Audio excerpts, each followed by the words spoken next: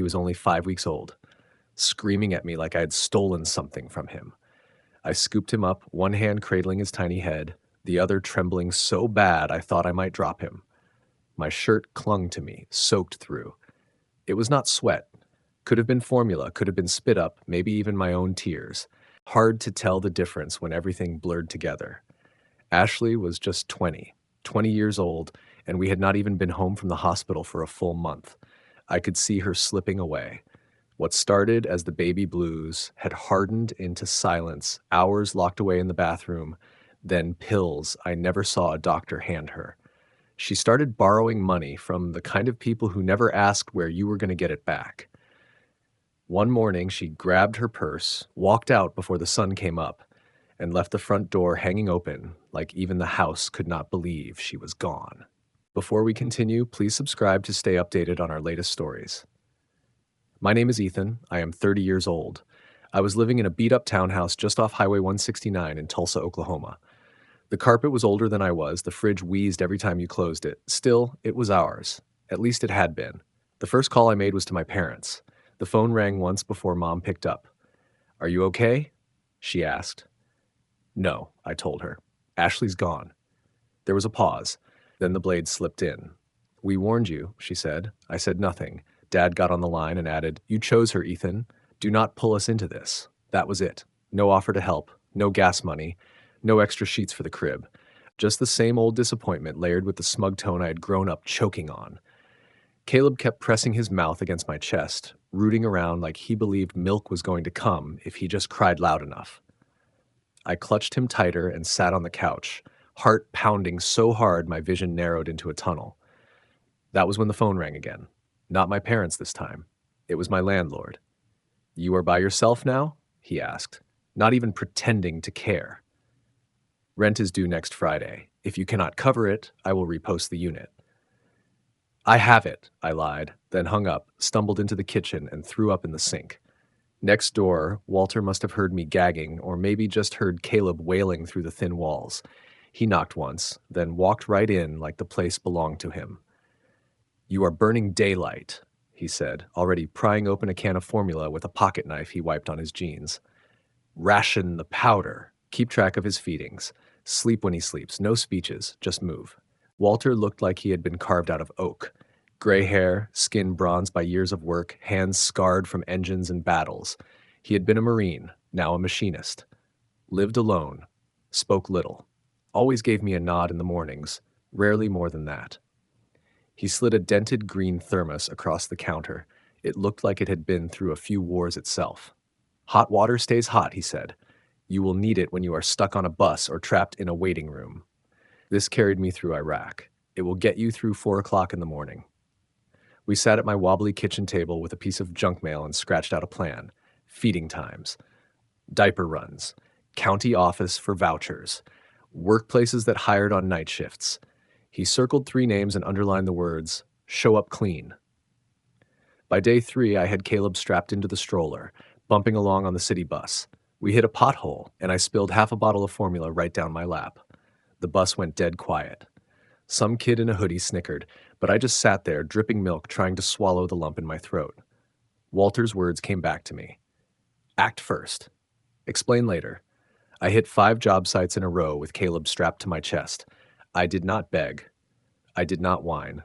I just asked if they had hours a single father could work. By midnight, I was back at the townhouse, staring at the note she left behind. She had chosen her exit. I chose to take the wheel. I tucked the thermos under Caleb's crib and set 2 alarms, 2:15 and 5:40. I did not cry. I did not fall apart. I just kept moving. A week later, I was back on the same bus line, Caleb asleep in the stroller with his mouth hanging open, his curls damp from the heat. I rolled nickels and dimes between my fingers, counting out the transfers like it was an exam I could not afford to fail. Across from me sat a woman in a dark gray jacket, the sleeves marked with little grease stains. Her face told me she had seen every kind of mistake twice over and did not waste time being shocked. She reached into her bag and handed me a pack of wipes and a business card without a single word. My hand took them before my brain caught up.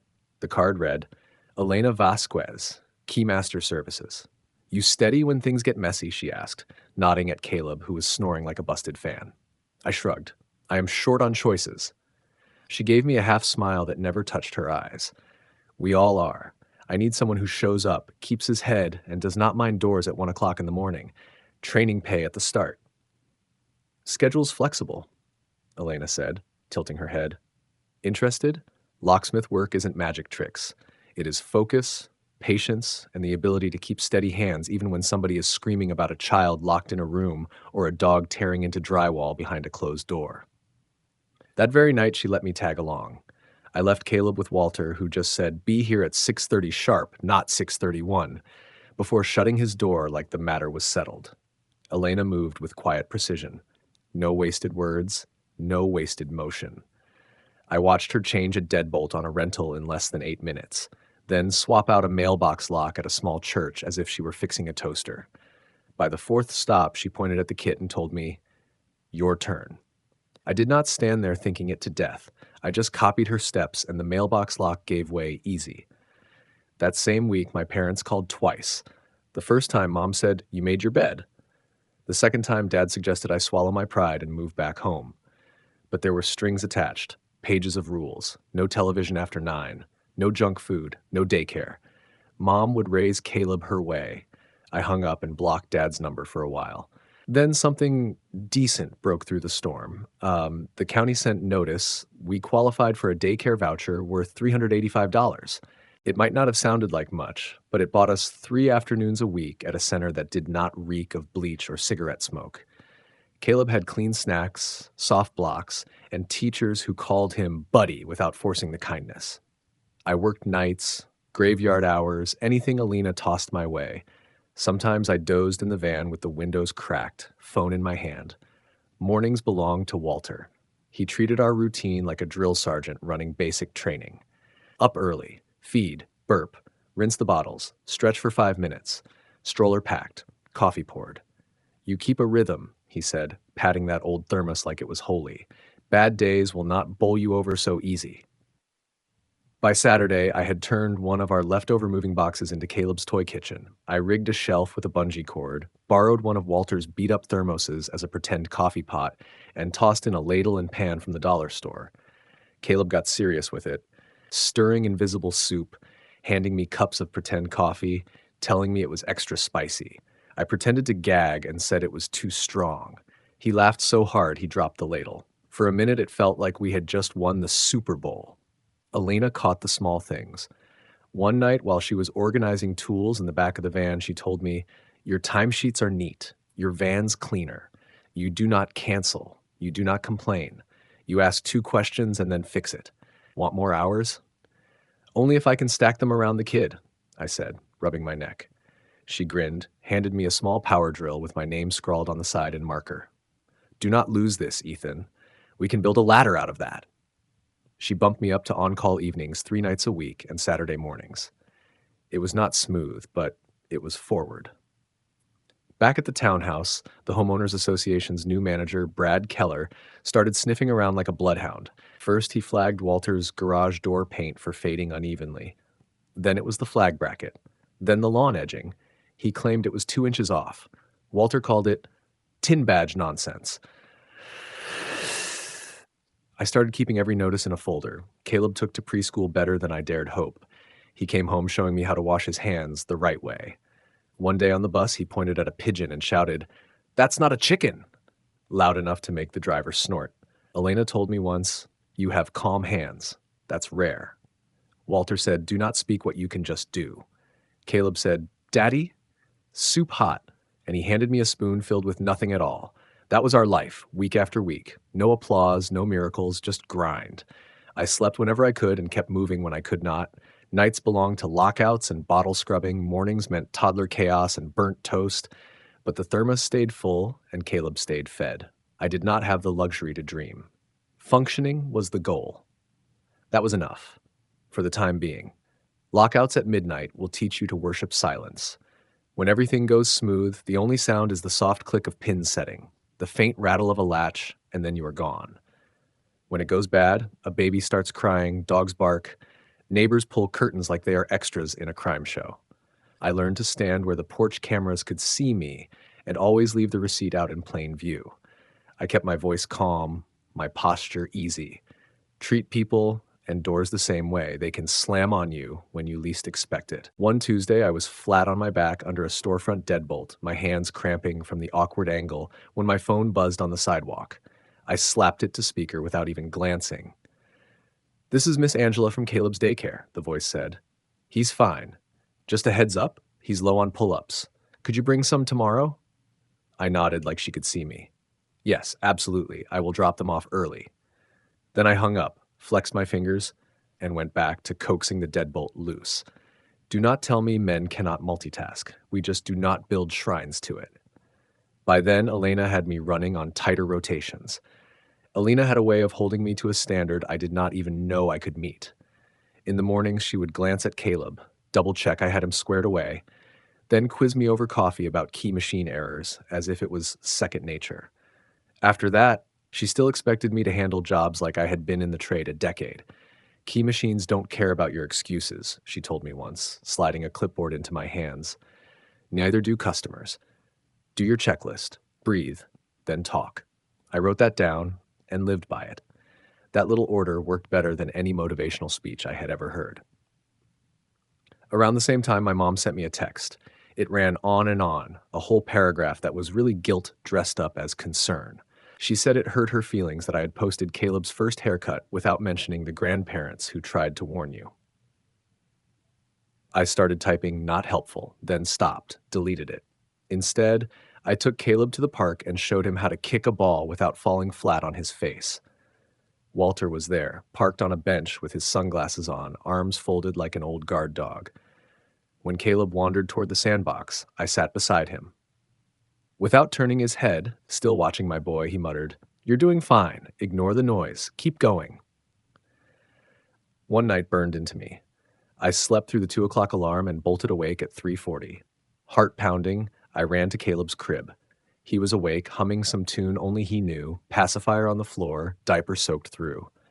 Shame hit me like a freight train. My chest burned with it. But he looked up at me, grinned like I had just brought him cake, and said, "Hi, Daddy." It shattered me, but in a way that glued me back together different.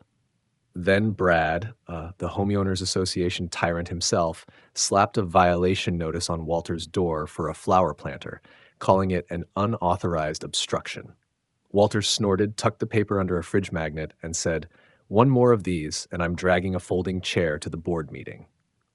I did not say much, just added the slip to my folder, dated, photographed, and labeled. I was not about to let this nonsense get swept under the rug. That Friday, Elena tossed me a company polo before our first stop. Not brand new, but clean, blue, and stitched with the Keymaster logo. "Customers relax when they see you look like you know where the screws go," she said. The shirt fit strange across the shoulders, but it felt heavier than cotton, like a signpost on the road. I did not need to say it out loud. She knew.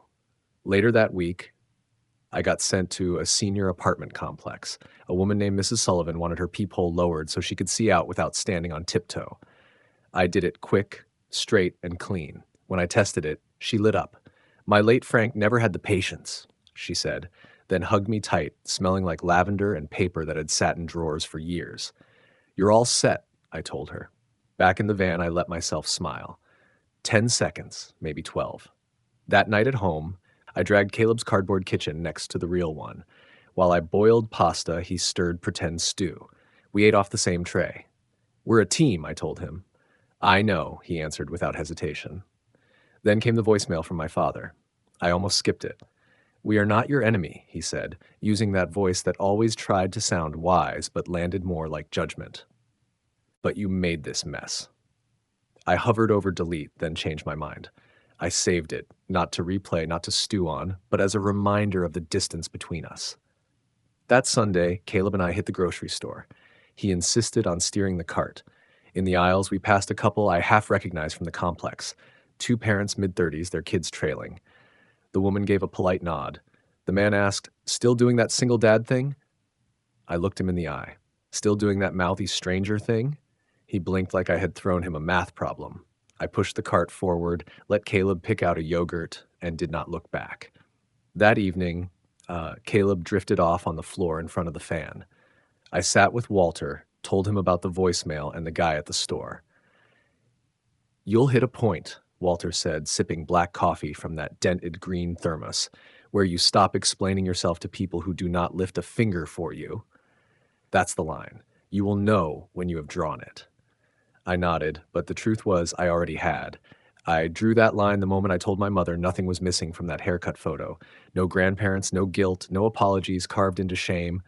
Just me, my boy, and the scissors. And I was keeping that line. Caleb was 3 by then, built like a spark plug, sturdy, restless, full of questions that came one at a time like pebbles in a boot. Small at first, but eventually all you could feel. We were sitting under the shade tree by Walter's driveway. Toy trucks scattered in the dirt like a wreck. Caleb lined them up, narrating some story about a tow truck marrying a milk truck. Then he stopped, looked up, and asked in a plain voice like he was reading a label, "Why does everybody have a mom?" I froze with my coffee halfway to my lips, but he was not done. "Where's mine?" he asked. No edge, no fear. Just curiosity, like he wanted to know why some kids had superheroes on their lunchboxes and others had glitter. I did not stall. Walter's rule. I kept it simple with Caleb. No speeches, no sugarcoating. "You do have a mom," I told him, setting my cup down. "She had a rough time. She is not safe right now. That is not your fault." He squinted up at the sky like he was puzzling something out, then gave a little nod and went back to piling dirt on a toy dump truck.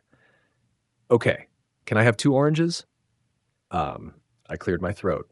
"Yeah, buddy. You can have 2. We will grab them inside." At the sink, rinsing the fruit, my hands shook. I had to turn my face to the wall for a second just to steady myself. Walter stood near the stove, flipping the lid of the old thermos in one hand, watching me with that stillness he had, where you could not tell if it meant everything or nothing. He waited until my shoulders dropped before he spoke. "It ain't about the answers," he said, Ted, pouring hot water over a cheap tea bag. "It's about not flinching when he asks. That's what sticks." Later that night, after Caleb was asleep, I laid out his school clothes, little cargo pants and a red t-shirt with a faded dinosaur print. I wrote on a sticky note in big block letters, "Dad picks up at 3:15." Taped it inside his backpack. Redundant maybe, but I breathed easier after. 2 days later, daycare sent home a flyer about a family wall project. Pictures, drawings, anything that showed home. Caleb handed it to me like it was a trophy. I pulled up that photo from the arcade, the one where I had a helmet squashed over my ears, and Caleb was laughing so hard he leaned sideways. Printed it at the library, trimmed it, slid it into a folder, and dropped it off with his things. The teacher looked at it, smiled wide. "Perfect," she said, giving me a thumbs up like I needed permission to believe I was enough. That afternoon, my mom sent me a link to a church video titled "Restoring Order to Broken Homes." I did not click it. I blocked her number for 60 days and told Walter over breakfast toast. He just folded his newspaper and said, "Good. You stretched before the run." Caleb kept rolling forward like kids do. His favorite shirt was the gray one Elena gave him with the red Keymaster logo on the sleeve. He called it his worker shirt. Some nights he sat by the door waiting for me, asking, "Are we having real dinner or fast dinner?" Elena found out, not because I said a word, but because she reads things in my face before I even know they're there. We were driving back from a job, her hands on the wheel, eyes on the road. "You handled it?" she asked. "I think so," I said. I had not lied. I had not panicked. She nodded, flicked on the blinker. "You think about next year, kindergarten?" "I'm thinking about Mother's Day first," I said, "and all those bring a special lady crafts they spring on kids like it is nothing." She tapped the steering wheel. "Then we make our own days. Company picnic, lock vans, toddlers, old Marines, plenty of family right there." That night, Caleb dragged his cardboard kitchen under the dining table and declared it a cafe. The green thermos sat in the center like a fancy centerpiece. He poured imaginary tea into 2 plastic cups and handed one to Walter. "This one's spicy," he said, dead serious. Walter sniffed it, nodded. "Smells dangerous, chef." They toasted, Caleb raising his chin like it was 5 stars. Later, after Caleb was asleep, I found one of his drawings in my work bag. Stick figures holding hands, a box with wheels labeled "Our Lock Van." No mom in the picture, just me, him, and Walter's hat perched on a third blob with boots. No sadness in it, just truth. I sat on the porch with the thermos, yard lights flickering on, and for the first time in a long while, I was not waiting for the other shoe to drop. The next morning, I dropped Caleb off early and told the teacher he might start asking harder questions. She nodded. "We don't give them every answer," she said. "We give them space to carry the ones they do have." That landed harder than I expected. I had not flinched when Caleb asked about his mom. That mattered. I had not lied. That mattered even more. And when he grinned and asked, "Can I have 3 oranges next time?" I said, "Sure thing." No hesitation. Spring did not drift in gently that year. It slammed the door open. Rain hammered the gutters sideways. Every lock in town swelled like it had a grudge. Deadbolts stuck, handles stripped, tenants screamed, landlords panicked. We were drowning in calls. Elena started routing half of them straight to me. "You don't get rattled," she said. "That matters." She did not have to repeat it. I was already moving. She signed me up for state certification and handed me a study binder thick enough to stop traffic. "Don't overthink the exam," she told me, sliding over another folder labeled "Shortcuts Ethan Proofed." "You plan too much sometimes, but in this case, that's a strength. Use it." I studied at night on the couch, Caleb lining toy cars across my legs like I was his racetrack. I read sections out loud until he started repeating the words camlock and strike plate like they were superheroes. I passed with 87%. Not a perfect score, not something you hang ribbons for, but good enough. Elena slapped the results against my chest and said, "There's your green light." Then she put me on a few commercial jobs and told me to handle customer quotes whenever she was tied up. "You're the steady one," she said. "Do not lean on charm. Lead with proof." That Sunday, I was at the door, scrubbing Caleb's rain boots, when a knock landed like a gavel. My parents. No warning. They stood there with a box of groceries and faces so tight you could hear the hum of tension before they even spoke. "We thought we'd help," Mom said, stepping in without an invite. She dropped the groceries on the counter, then launched into it like a confession. "Caleb needs older women around, Ethan. You can't be both." I did not let it sink in. "Thanks for the peaches," I said, holding the door wide like it was a lifeboat. "We're fine." Dad shuffled his feet. "You're proud, that's the problem." "No, sir," I said, calm but squared. "I'm busy." 2 steps behind me, Walter appeared, arms folded, face carved from stone, saying nothing. That was enough. My parents left, mouths tight, no promise to return. Later that week, Elena surprised Caleb with a small red toolbox made of plastic snapped-together pieces, his name painted on the side in white. "Do not mix it with Dad's," she told him. Caleb held it like it was treasure. "Can I keep it forever?" "As long as you don't lose the screwdriver," she said. We brought it to the rec center that Saturday for the neighborhood Fix-It Fair. Local teenagers lined up to learn how not to strip screws or destroy their doors with YouTube advice. Elena floated around answering questions, and I gave the demos. She watched me, not like she was grading, but like she was storing it in her head. Afterward, we packed up the van. She leaned against the door. "How's your week?" I told her straight. One rough night, one leaking ceiling, one Caleb meltdown about socks being too spicy. She did not try to patch it, just nodded. "Mine wasn't better," she said. I asked about her schedule.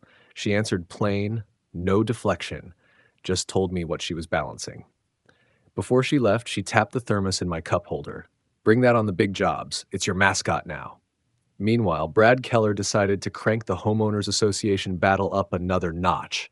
Walter replaced his porch bulb so the stairs would actually light up, and Brad slapped him with a violation for unauthorized exterior lighting. "Perfect," I said when Walter handed me the slip. "Keep them all." I scanned every notice, time-stamped, and filed them into a folder labeled Keller. I was not just watching anymore, I was tracking. A few days later, Caleb came home with a flyer for Special Grown-Up Day. He gave it to me like it was an invitation to space. "You're my special grown-up," he said, pointing at the calendar. "Every day," I told him. I did not cry, but I took a picture of the flyer and sent it to Walter with a thumbs up. That night, Elena came by the shop and handed me a set of keys. Shop keys. Use the tools off hours if you need them. You earned it. The word earned hit hard. This was no longer just a job. It had roots. She lingered a second longer than usual. I didn't fill the silence. That Saturday, Caleb fixed a drawer in the kitchen with a plastic wrench and 3 foam nails. I told him it looked perfect. He said, Elena says always double check the screws. She was in his vocabulary now, part of his structure. That night, after a late call, we loaded the van in the rain. The lot was soaked. She handed me a rag for the seat. "You're different than when I met you," she said. "Cleaner van," I joked, dodging. "No," she said. "That too, but you walk different now, like you know where the ground is." I didn't answer right away. Rain dripped off the doorframe. For the first time, it wasn't boss and worker. It wasn't crossing a line. It was seeing one together. "I'm trying to hold steady," I said. "You're doing more than that," she said, handing me a thermos refill like it was a ritual. Then she walked to her truck, didn't look back. She didn't have to. Something had shifted. Not loud, not fast, but real. The morning it came clear, I was elbow deep in a stuck cylinder at a dentist's office that smelled like bubblegum and bleach. Gloves on, toolkit open, Caleb's drawing of a superhero with a lock folded in my back pocket. My phone buzzed. The notification hit like glass shattering in a quiet room. A Facebook message. Ashley. 3 years without a word. The message was short, her name in blue. "I'm clean now. I want to see my son." No punctuation. No detail. No warning. I stared at it until the guy at the front desk asked if I needed a different drill head. I muttered something, finished the job, then told Elena I needed 5 minutes. Elena saw the look on my face and just gave a short nod. She did not ask right then. That night, I carried the message to Walter first. He read it once, no blink, no frown, then lifted his mug and said, "Supervised, or not at all." Later, I handed the phone to Elena. She blew out a breath through her nose, sharp and quick. "Put it on paper," she said. "Every word. Don't leave it floating in your head. No calls, no emotion. Keep it plain." I typed an email on the lock shop Wi-Fi, 1 hour, family center, staff present, 2 weeks out. That was the offer. Ashley replied quick, just said okay. Then another message, longer. She asked if I could cover some old debt, said her phone would be cut if I wanted contact. That told me all I needed. I answered, "No money. See you at the center." 2 weeks dragged like walking a wire with a brick on my chest. I didn't tell Caleb until the morning. Kept it simple. "There's someone you'll meet today. She's part of your story. I'll be with you." He just nodded, like I'd said grocery store. The place was bright, puzzle piece rugs, bins of toys, one loud clock. Caleb swung our hands as if it was an errand. A staffer named Lisa sat with a clipboard and that calm smile of someone who's seen it all. She explained the rules and pointed at the art table if we needed a neutral spot. Ashley showed up 5 minutes late. Clean hoodie, beat-up sneakers, eyes worn thin. She hugged herself instead of us. "Hey," she said, voice small. Caleb gripped my hand. Lisa repeated the rules. Ashley nodded, then asked for a minute alone. I didn't blink. "No, this way, or not at all." She pressed her lips tight, but stayed. 15 minutes in, her small talk unraveled. She talked about a clinic, then her phone. "I need $250 to keep in touch," she said, trying to sound light. I shook my head. "All contact goes through the center." She sighed, as if I was making it hard. Then she stepped forward, arms halfway open. Caleb stepped back and grabbed my leg. Lisa didn't move, just slid crayons onto the table and asked if Ashley wanted to draw. That broke the tension. They spent the rest of the hour coloring. Caleb barely spoke. He scribbled a truck. "That's our van," he said. She smiled, but it faded quick. When time was up, Lisa wrapped it like a meeting. Caleb waved wide. Ashley cried and said, "I'll email you." She never did. I kept the visitor badge with my name and marker. That slid it in the drawer with Caleb's first school drawing and the daycare voucher. Not a trophy, just proof I did it right. Driving home, Caleb slept with his cheek on the glass, hand curled in a fist. My grip stayed tight on the wheel. I wasn't mad at her. I was mad at the hole she'd left. Walter was waiting on the porch, thermos in hand. He poured 2 cups before I stepped up. "You kept him safe," he said, passing me one. "That's the job." I just nodded. The silence said enough. That night I slept like a man who'd braced for a punch that never came. Not peace, just drained quiet. In the morning, Caleb tugged my sleeve while I poured cereal. "Can we have pancakes shaped like trucks?" "They'll look like pancakes," I said. "That's okay," he grinned. "You're the best chef I made." One came out like a jellyfish, the other like a boot. He dipped them in syrup and called them monster truck tires. No applause, no soundtrack. Just a kitchen, a kid, and a line I didn't cross. Then came the 10th notice, this time with an invoice. $185 stamped administrative fee for repeat nonconformance. Polished letterhead, legal phrasing, but the meaning was clear. Pay up or fold. Brad had crossed from petty to predatory. Walter sat on his porch, the envelope crumpled in his fist, jaw tight enough to crack teeth, thermos untouched. He wants me to break, Walter said, not looking up. Wear me down until I give up the house or drop dead on the lawn. I looked him in the eye. Then let's make it public. We called Elena. She showed up with a scanner, a file box, and a plan sharp enough to cut glass. Board meets Tuesday, she said, flipping through printouts like a lawyer out of patience. Bring copies, ask for the appeal process in writing, and don't raise your voice first. We laid it all out. Photos of the porch light, which was a standard bulb in a weatherproof fixture. The flag bracket mounted clean. The lawn edging that looked like a magazine spread. I printed the bylaws and highlighted every section Brad skipped. Caleb's job was to hold the folder. I told him it was mission critical, and he carried it like it was nuclear launch codes. Tuesday came. I wore the clean Keymaster polo. Caleb had jeans without paint. Walter shaved. He never said why. The board met in a strip mall conference room that smelled like old carpet. Brad gave a smug tap of the gavel and said the meeting was closed to public comment. I stood anyway. We're here for the formal appeal procedure, I said, and for a review of the citations against Mr. Walter Briggs. Brad raised the gavel, but I was already posting photos of the 9 violations to the community Facebook page with the words pattern of harassment. Neighbors started sliding into the room, some with their own notices. Elena stepped forward, calm. We're not here to fight. We're here to follow the rules you wrote. She laid down each citation, said baseless 3 times, and matched every one to the bylaws. Brad tried to argue about the porch light. Walter leaned in, hands flat on the table. Gentlemen, I've bled on hotter sand than your parking lot. Treat me fair or put it in writing. The room froze. Someone clapped. Others followed. The board flinched, rescinded 5 citations on the spot, promised to review the rest. Brad looked like he swallowed a lemon sideways. We didn't cheer walking out, just steady steps. Caleb whispered to Elena, "Did we win?" She bent down. "Not done yet, but you did your job perfect." The next morning, I dropped Caleb at daycare, but my gut stayed tight. Something wasn't finished. I made a few calls, talked with Miss Dorothy across from Walter, who kept everything in manila folders. Brad had been double billing 3 widows, phony fees stapled to fake reviews he mailed himself. Elena called a contact at a legal aid clinic. We helped the women file disputes, attached receipts and bylaws. Then we posted it online, quiet and clean. 2 weeks later, Brad resigned. No apology, no fuss. Just left a final unsigned notice in Walter's mailbox. At the mailboxes, he waved at me like his arm weighed 50 pounds. I nodded once, nothing more. That weekend, Walter framed all 9 citations and hung them over his workbench. "That's a trophy," he said. Earned everyone by breathing and not bending. I thought of my father's voicemail, "You made this mess." Then I looked at Walter's frame. This was the kind of trophy I wanted.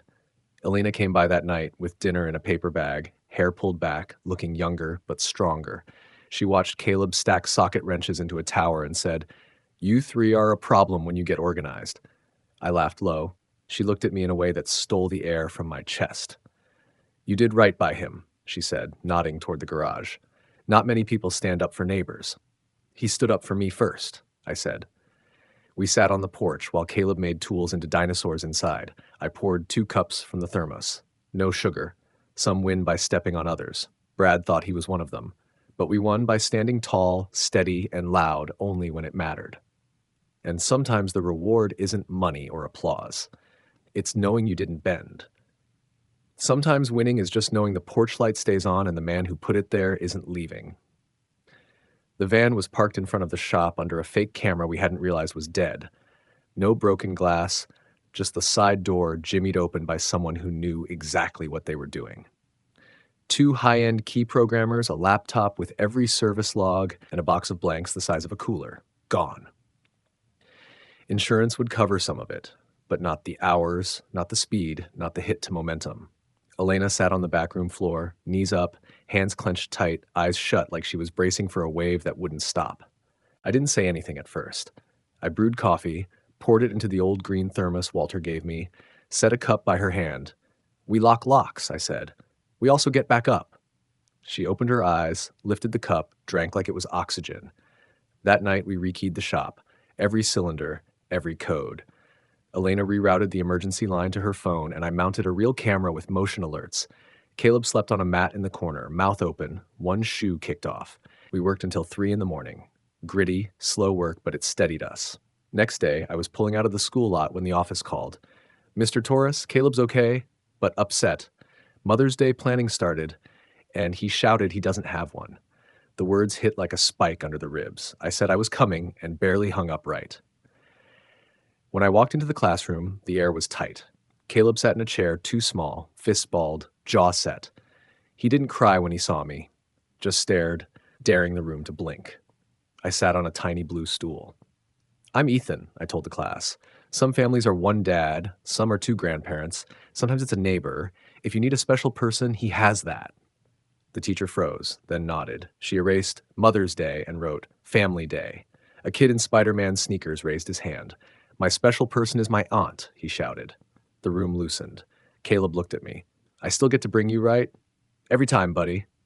That afternoon, while I was on a job, a text came from my mother. We heard about school. We're family. We want to be there. I didn't answer. Thought maybe that ended it. It didn't. Next day, they showed up outside Caleb's classroom.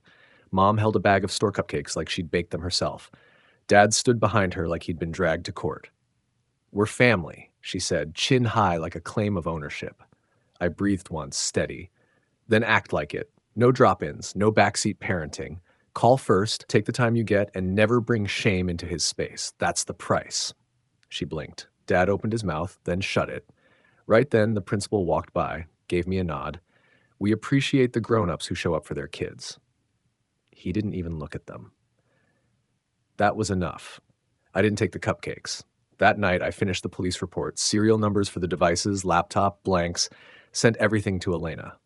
I flagged a pawn shop 2 towns over that had just posted a programmer I recognized, passed it to the detective, gave him a head start he never would have had.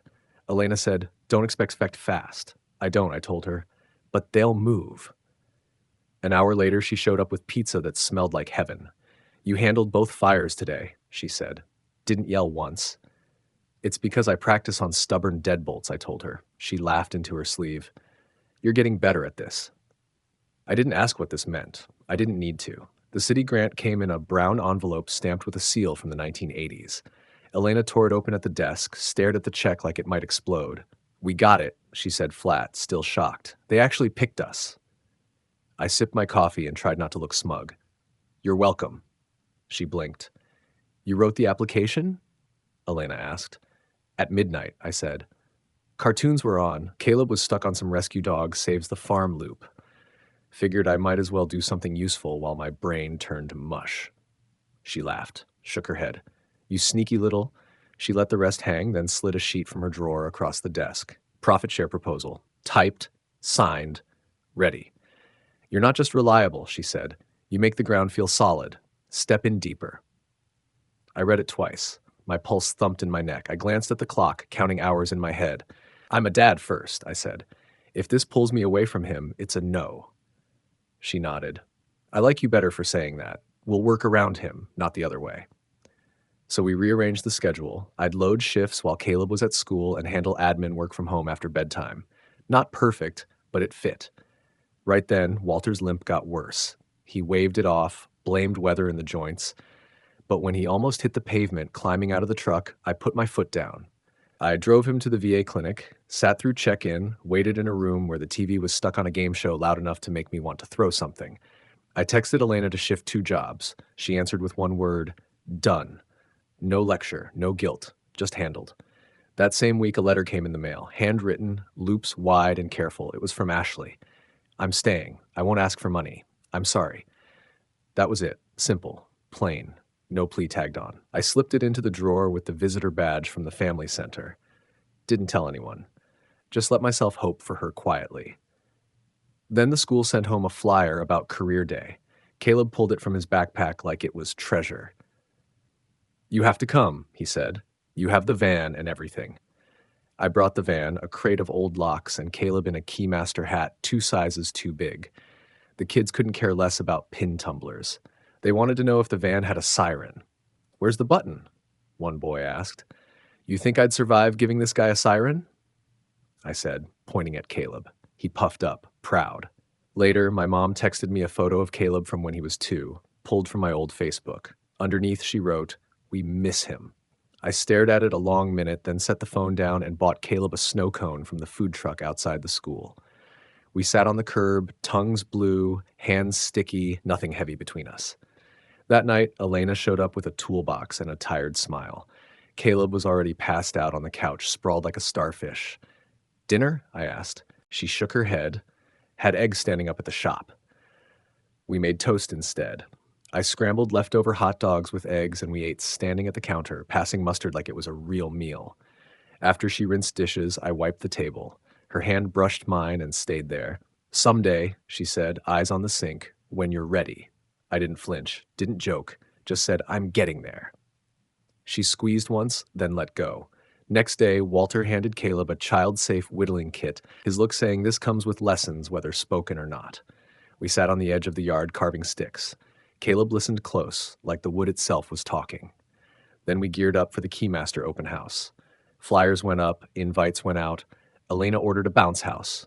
"We're either serious or fun," she said. "Let's be both." I promised coffee strong enough to stand a spoon in, but filled the thermos anyway. Didn't matter if the crowd was big. What mattered was that what we were building could hold weight. The parking lot smelled like grilled onions and hot rubber. Bounce house vinyl baked in the sun. Smoke curled from the griddle. Ray rented us, flipping burgers with a wrench for fun. We set a table with old locks, tiny screwdrivers, and a mason jar with duct tape labeled Neighborhood Lock Fund. "Pay what you can," Walter said. "Folks shouldn't be scared behind a broken door." No speech. Just that. My parents showed up before the official start. They hovered near the fence like they weren't sure what role they were allowed to play. Mom gave Caleb a timid wave, like it might snap her wrist. Caleb waved back without slowing, then dove headfirst down the bounce house slide, legs flying in the air. Caleb popped up laughing, gave me a big thumbs up, like I'd put the whole day together just for him. Maybe I had. Walter came in slower, favoring his knee, but steady, wearing a short-sleeve button-down I didn't recognize. Pressed, crisp, white with gray stripes. As he passed, he muttered, "Don't make a speech. You'll cry, and then I'll have to fake a heart attack just to change the subject." I shot him a look. "You threatening me with an ambulance now?" "Only if you get sappy," he said, but the corner of his mouth gave him away. Elena showed up in the middle of the rush, hair tied back, blue shirt tucked into jeans, wearing the Keymaster jacket I'd had tailored for her without saying a word. She didn't comment on it either, just rolled up cables and strapped a speaker to a folding chair like she'd been running events her whole life. She stood next to me, balancing a paper plate on one arm with half a bun and a pickle slice. "You seeing this?" I asked. "I see lawsuits waiting to happen with that bounce house," she said. Then added, "But yeah, it's good." We raffled off a fireproof safe, a grocery gift card, and a dad and kid shop day that Caleb proudly announced himself. I drew the names. Walter heckled from the side, "Make sure they can actually lift a wrench, Taurus." A widow from 2 streets over won the safe and clamped onto my elbow so hard I couldn't feel my hand for a minute. That's when I grabbed the mic. Hadn't planned it. Planned it. No notes. But sometimes the moment dares you to stay quiet, and you don't. "Thank you," I said, low but steady, "for letting a guy with a baby strapped to his chest fix your doors, for not minding when the van was stained with formula in year 1, for answering when we knocked." I stopped, looked at Caleb chasing another kid in circles, and at Walter, arms crossed, standing proud and still. "I had help," I said, "from a neighbor who never blinked, from a boss who valued steady over loud, and from a kid who believes I invented pancakes." I lifted the old green thermos. Its dents caught the sunlight. This thing kept me upright, and the man who gave it to me taught me to get up early and keep my mouth shut about it. I walked it over to Walter, handed it with both hands. He took it, blinked behind his sunglasses, then said, "It's yours, but I'll keep it on my porch for when you need a refill." We both pretended we weren't soft. Nobody believed us. When the noise eased, Elena stepped up and tapped the mic. "Since he won't do it, I will. Ethan's a partner now. He earned it with a calendar, a wrench, and 1,000 quiet choices. The clapping came. Not wild, not staged, just real. I stood there and let myself feel it. Later, after the bounce house sagged and the coffee went cold, Caleb climbed into my lap on the shop step, sticky arms, crumbs in his hair. "Are we a family?" he asked, eyes forward. I kissed the top of his head. "We always were." Elena sat beside me, slipped her hand into mine. "Ready?" she whispered. I nodded. "Yeah." We told him together. No big reveal, just the truth that we were building this on purpose. I didn't turn to look, but later I noticed my parents had left. No words, no note, just gone. No fireworks, no parade, just a shop that smelled like donuts and metal, a thermos with new fingerprints, and a boy asleep in my arms. That was enough. That was ours. To hear the next story, click the box on the left. And as always, thank you for watching.